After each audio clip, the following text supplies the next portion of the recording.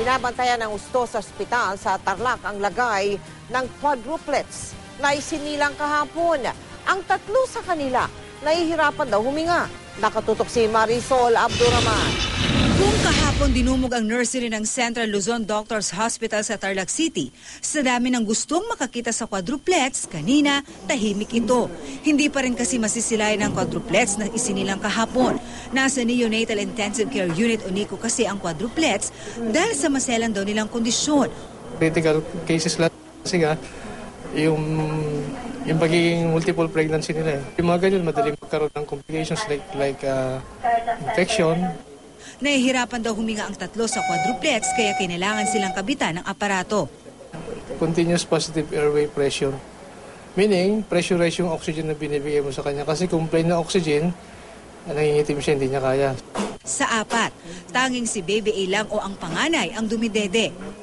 Ito si Baby A o yung unang baby at si Baby C o yung pangatlong baby sa quadruplets.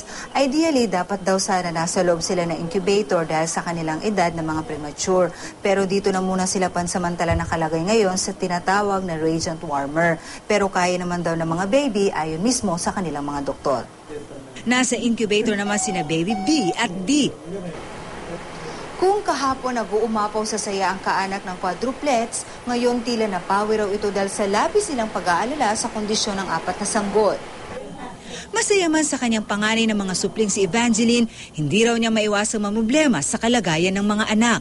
Nakaka-stress din po. At first, talaga saya po kami lahat. But then, nung nalaman po namin ganyan, syempre may kasamang kaba at saka konting sadness. Kaya sa dasal na lang daw idinadaan ng lola ng quadruplets ang nararamdaman sa mga apo. Nagdadasal na lang ako kami para umigi agad ang bata, makarecover.